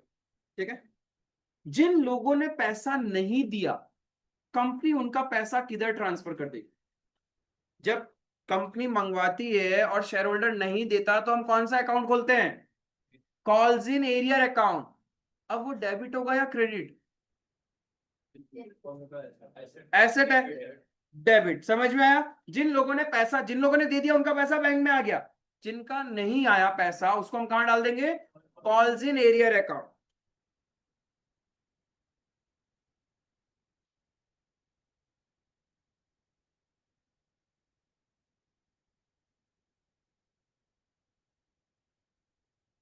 जिन जिन लोगों को डेटर बनाया था उनका अकाउंट क्लोज हो जाएगा, तो डेटर से पैसा आ गया, नहीं भी आया तो हम वापस क्रेडिट कर देंगे। To share allotment account. अब कुछ लोगों ने अलॉटमेंट के साथ यदि आपको first call and final call का पैसा दे दिया, वो पैसा कौन सी अकाउंट में जाएगा?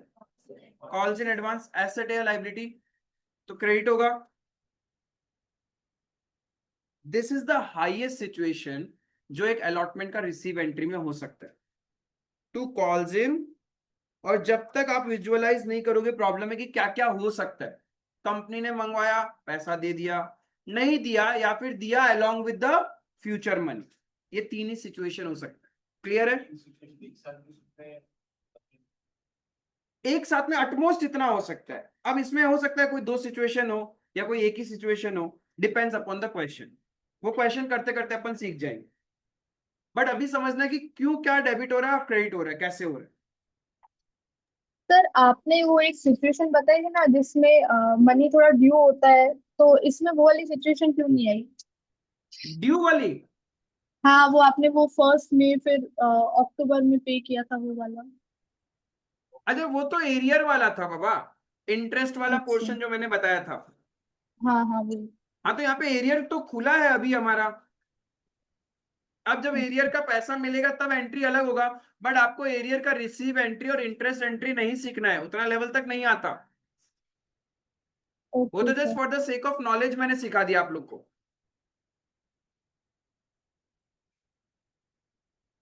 Being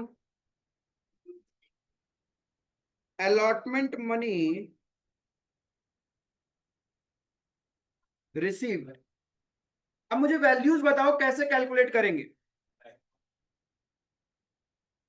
वैल्यूज कैसे कैलकुलेट करेंगे? बैंक वाला वैल्यू कैसे कैलकुलेट करें? जितना ड्यू किया, टोटल ड्यू। बाबू यही तो था टोटल ड्यू, जितना से डेटर बनाया, तो माइनस एरियर, जिन्होंने नहीं दिया उनका हटा दिया, plus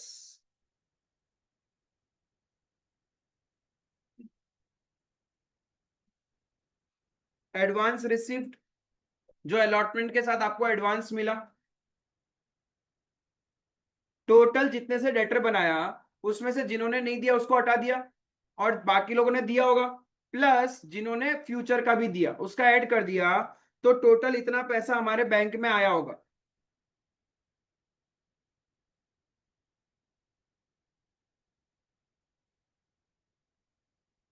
arrear made on allotment, जो लोग एरियर कर रहे हैं उनका पैसा चला गया कॉल्स इन एरियर में।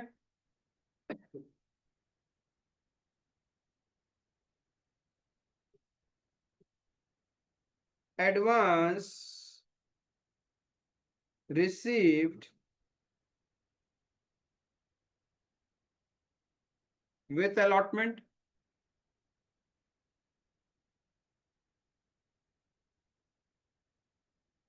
सर हम लोग क्लास क्या चीज?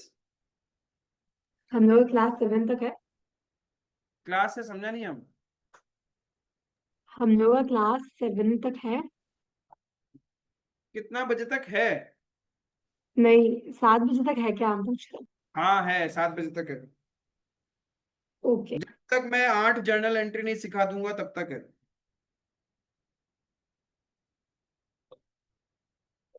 ये चौथा स्टेप था। पहला स्टेप क्या था?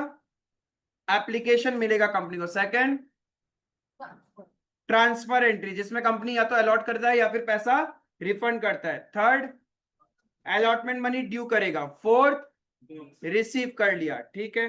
फिफ्थ में क्या करेगा? फर्स्ट कॉल मनी ड्यू करेगा। अब अगेन जब कंपनी ड्यू करेगा तो सारे शेयर होल्डर को क्या करेगा? डेटर बनाएगा।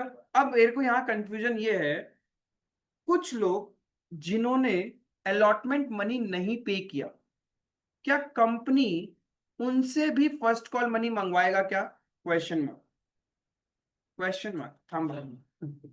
ठीक है। देन कुछ लोग जिन्होंने अलॉटमेंट के साथ में ही फर्स्ट कॉल का पैसा दे दिया था, क्या कंपनी उनसे फर्स्ट कॉल मंगवाएगा क्या? या फिर वो लोग जिन्होंने अलॉटमेंट के साथ अलॉटमेंट का पैसा दिया कंपनी सिर्फ उनसे फर्स्ट कॉल मंगवाएगा। किससे नहीं मंगवाएगा आपके अकॉर्डिंग?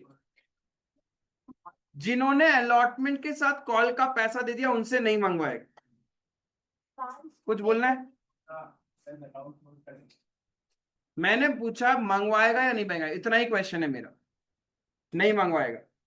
सुनो, मैंने अलॉटमेंट ड्यू करने के टाइम आपको बोला था, जब कंपनी पैसा ड्यू करती है there is a broadcast list of message, वहां ऑप्शन नहीं है। सपोज मुझे फीस का रिमाइंडर डालना होगा तो ग्रुप में मैं क्या लिखता हूं, काइंडली पे योर ड्यू अमाउंट। अब इसमें जिसका दिया हुआ है वो अपने आप क्या करता है, समझता है कि इग्नोर। नहीं तो हम लिख भी सकते हैं इफ पेड देन इग्नोर। इसमें फिल्टरिंग थोड़ी ना होगा, अच्छा इसका पैसा आया हुआ है तो इसको मेल करो, इसको मेल मत करो। भाई ऐसा नहीं होता है। सारे के सारे शेयर होल्डर जो कंपनी के शेयर होल्डर है उन सब के पास मेल आएगा कि भाई साहब आप लोग अपना फर्स्ट कॉल का पैसा दो, right? If paid then ignore. आई बात समझ में? तो ड्यू एंट्री में ये ब्लंडर मत करना, ये होता है। इसलिए मैंने 2-3 बार पूछा आपसे कि आप किससे किससे पैसा मंगवाओगे। जिन्होंने दे रखा है हम उनसे भी पैसा मंगवाएंगे, जिन्होंने पहले एरियर कर रखा है उनसे भी मंगवाएंगे, और जिन्होंने नॉर्मल चल रहा है उनसे भी पैसा मंगवाएंगे। क्लियर है?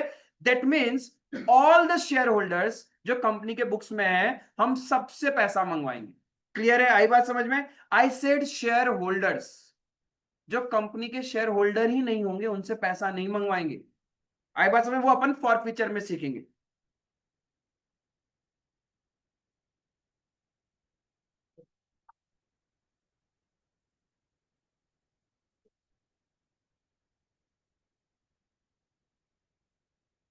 तो कंपनी फर्स्ट कॉल मंगवाएगी, फिर से आप सबको डेटर बनाएगी। तो एक बात बताओ, क्या प्रैक्टिकली पॉसिबल है सबका नाम लिखना?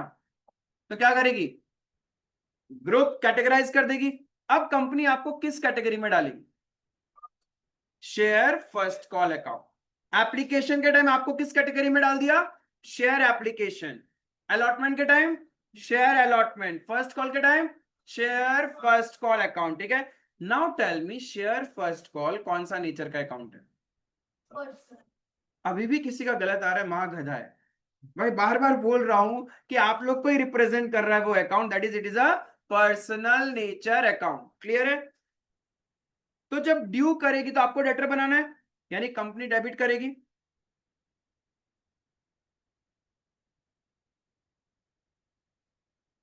Share first call account debit. अब फर्स्ट कॉल मनी के साथ दो एलिमेंट हो सकता है, one is face value part, another one is premium part. तो फेस वैल्यू पार्ट कहां जाएगा? कैपिटल। और premium part securities premium. Clear है?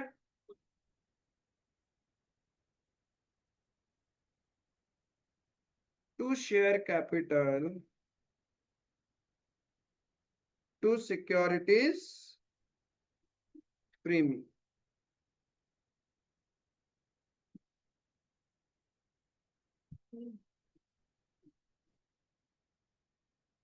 being first call money due। अब वैल्यूज कैसे आएगा?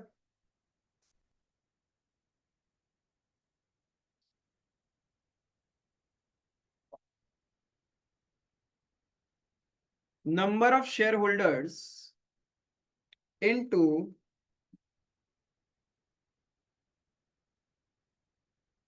First call money.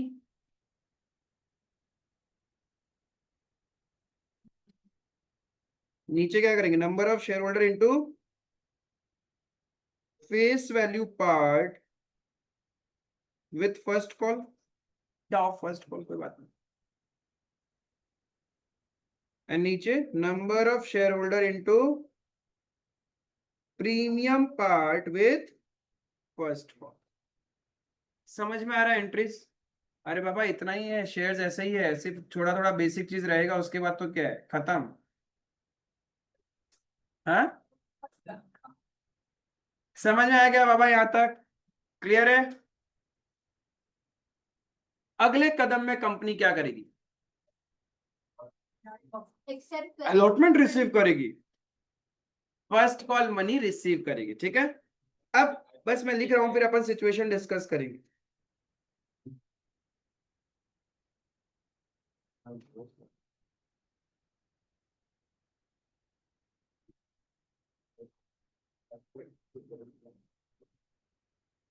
अब इसमें होगा क्या क्या,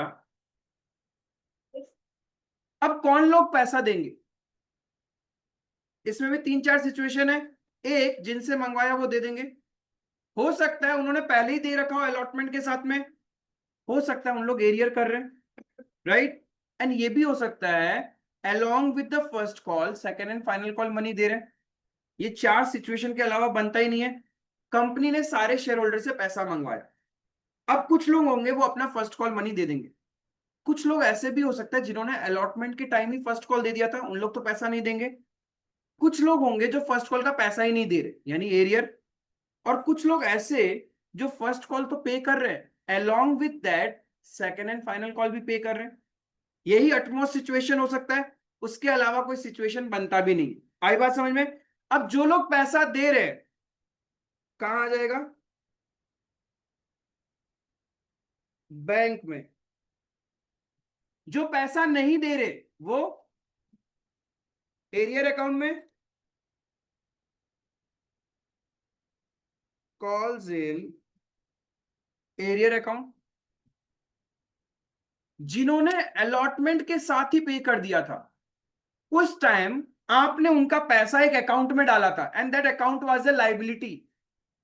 अब समय आ गया उस अकाउंट को बंद करने का, राइट। तो उस लाइबिलिटी अकाउंट को अपन बंद करेंगे, वो अकाउंट का नाम क्या था, कॉल्स इन एडवांस अकाउंट। जितने लोगों को डेटर बनाया था उन सबको बंद कर देंगे अब।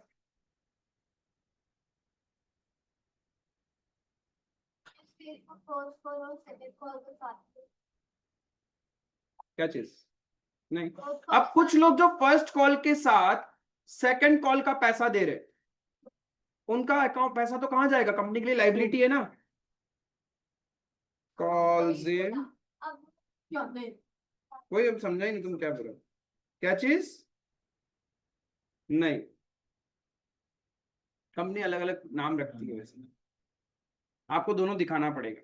वैसे इतना हाई सिचुएशंस नहीं होता है, but still for the sake of knowledge अपन को पता चले ये इतना हो सकता है। being first call money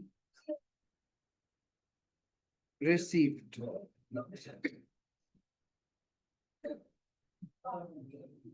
क्या चीज,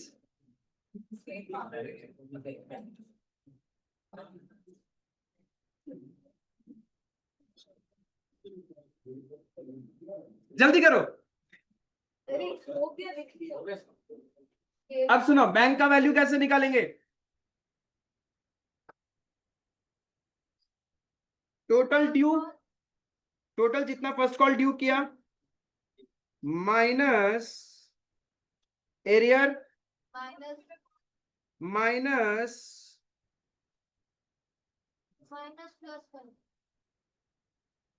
received with allotment.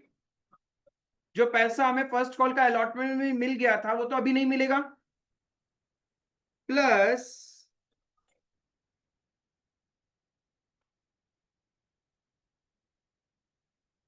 Received for second and final, plus received for second and final, तभी तो बैंक का बैलेंस आएगा। जितना टोटल ड्यू किया उसमें से जो लोगों ने नहीं दिया वो माइनस कर दिया, जो लोग पहले ही दे चुके वो भी माइनस कर दिया, अब जो लोग फ्यूचर का दे रहे हैं उसका प्लस कर दिया। इतना टोटल वैल्यू मेरे बैंक में आएगा। डोंट वरी, जब क्वेश्चन करेंगे दिमाग में सेट होगा, जब फिगर्स होंगे तो और ज्यादा क्लैरिटी से आएगा। अभी बस आज अपन को 60% भी समझ लिया ना, विद प्रैक्टिकल क्वेश्चंस पूरा समझ में आ जाएगा। कॉल्स इन एरियर में क्या आएगा, arrear made on first call,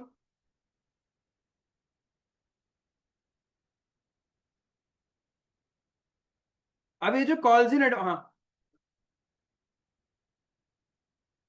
उसका तो एरियर अकाउंट में पड़ा है, उस टाइम खोला था ना एरियर अकाउंट, तो एरियर अकाउंट में पड़ा है।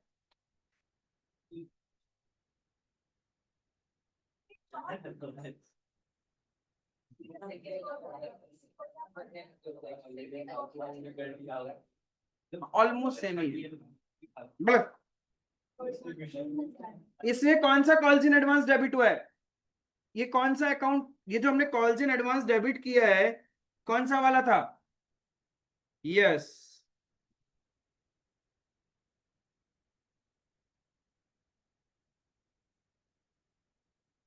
First call received with allotment। हम तो ये तो साइड वर्किंग तो लिखना थोड़ी ना है, कहाँ पे एट मतलब, अच्छा नेट वैल्यू नहीं लिख सकते, नहीं लिखते, अकाउंटिंग वही है।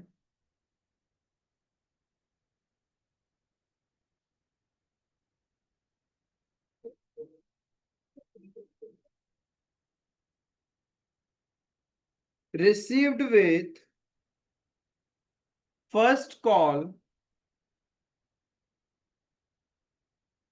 for second and final, received with first call for second and final, ये वो वाला कॉल्स इन एडवांस हमने क्रेडिट किया liability account.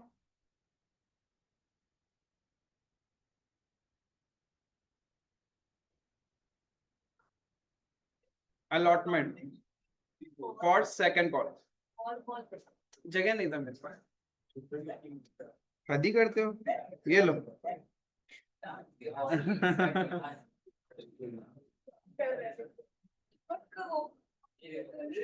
Six step clear है, पहला स्टेप क्या था? पहला स्टेप, ए बाबा पहला स्टेप क्या था? एप्लीकेशन रिसीव का। Second step application transfer entry. Third allotment due. Fourth, fifth first call due. Six first call due entry किस लोगों के साथ करोगे? सारा शेयर होल्डर, इररेस्पेक्टिव उन्होंने दे रखा है या नहीं दे रखा, right, all the share holder. Is it clear? अब और एक चीज सीखना, सुनो, share capital and securities premium, ये जो दो अकाउंट है ये कभी भी बैंक वाला एंट्री में यूज नहीं होता, ध्यान रखना, अच्छे से देख लो ऊपर से लेके सिक्स एंट्री तक। Share capital account and securities premium account bank वाला एंट्री में यूज नहीं होता है। कुछ चीजें दिमाग में भी तो रखनी पड़ेगी ना, कब हो रहा है कब नहीं हो रहा है। क्लियर है? सेवन स्टेप क्या था?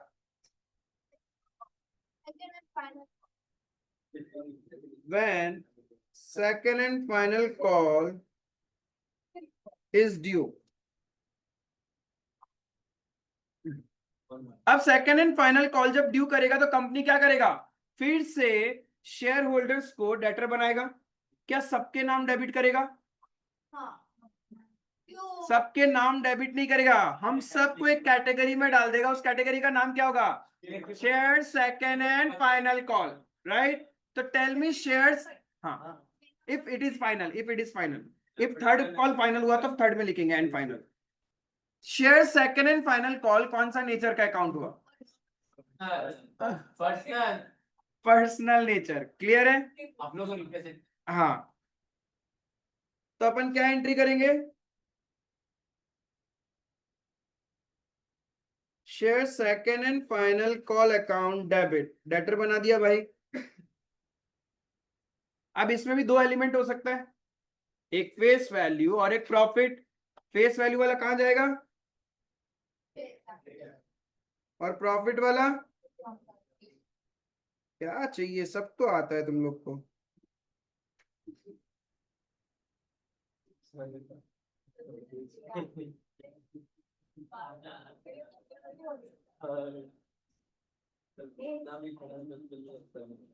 Number of share holders into second and final call. number of shareholders into second and final call. Number of shareholder into face value part with second and final call. Muskan call word नहीं use किया, देख ले।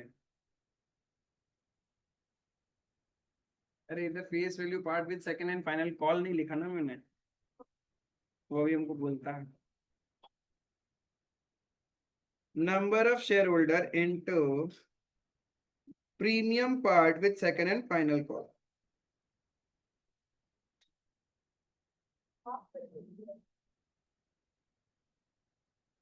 being final call money due.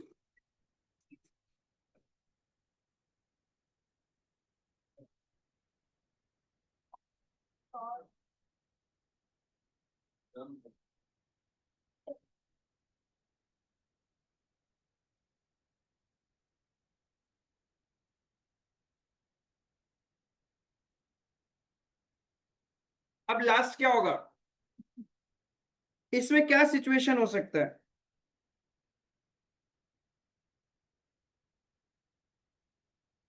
बताओ।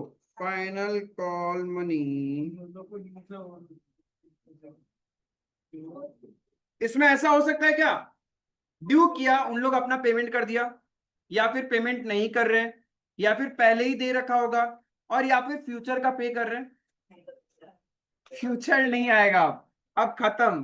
Future कोई और company का थोड़ी दे रहा है पैसा, ठीक है। अब फ्यूचर की बातें नहीं होगी। अब क्या होगा, तीन ही सिचुएशन होगा, या तो पे करेगा, या नहीं पे करेगा, या पहले ही पे करके रखा है। Is it clear? तो पे करेगा तो किस में आएगा, बैंक में।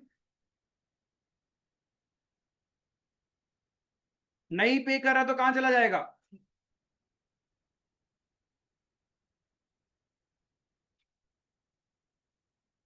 पहले ही पे करके रखा था तो हमने उसको कहीं क्रेडिट करके रखा था, कहां क्रेडिट किया था, अब क्या करेंगे उसको, डेबिट, दैट इज एडजस्ट कर रहे हैं।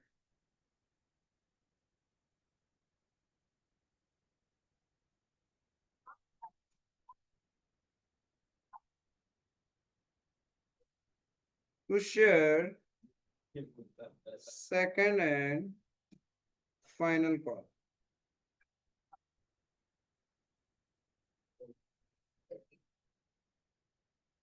Being final call money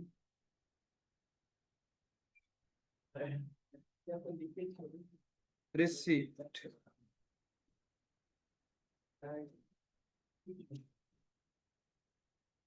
Total due minus arrear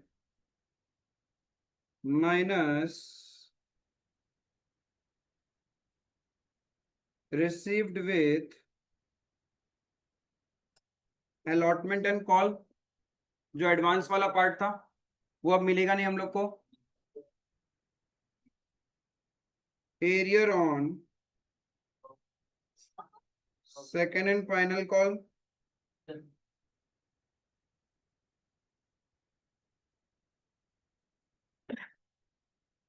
received with allotment और फर्स्ट कॉल, यह बोथ हो सकता है।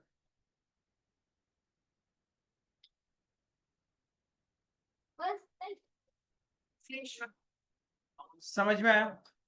दीज आर द 8 स्टेप जो हमने लास्ट क्लास तक लिखा था, जिसको समझा है। नेक्स्ट क्लास अच्छे से थोरोली इसको रिवाइज करके आना, ठीक है। इसके ऊपर कुछ प्रैक्टिकल क्वेश्चंस करेंगे तो आपको समझ में आएगा कि क्या हो रहा है क्या नहीं हो रहा है, ठीक है। That's all for today, thank you.